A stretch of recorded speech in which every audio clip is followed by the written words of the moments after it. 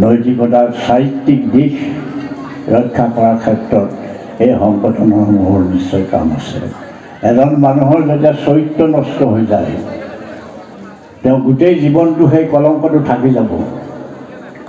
এজন মানুহৰ যদি স্বাস্থ্যটো হানি হৈ যায়, তেওঁ জীৱনত একো কৰিব নোৱাৰিব।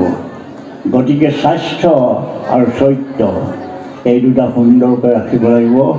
চৰিত্ৰহীন হ'লে আচলতে মানুহৰ পৰা সমাদৰ নোপোৱা হৈ যায়। বিবেকানন্দই আমেৰিকাত এখন লেকচাৰ দিবলৈ গৈছিলে। গেৰুৱা কাপোৰ পিন্ধি তেওঁ গৈছে। তেতিয়া আমেৰিকাৰ ভদ্ৰ মহিলাগৰাকীয়ে তেওঁক ক'লে যে ছাৰ, ইউ আৰ নট চিন টু বি এ জেণ্টলমেন, আপোনাক ভদ্ৰলোক যেন দেখা নাই।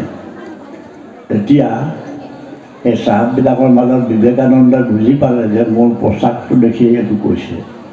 তেতিয়া বিবেকানন্দই ক'লে যে মই যিখন দেশৰ পৰা আহিছোঁ, সেইখন দেশত চৰিত্ৰটো পোচাকৰ ওপৰত নিৰ্ভৰ নকৰে। মই এখন চৰিত্ৰ থকা দেশৰ পৰা আহিছোঁ, গতিকে আই এম ফ্ৰম ইণ্ডিয়া। মোৰ দেশত সকলো মানুহ চৰিত্ৰৱান।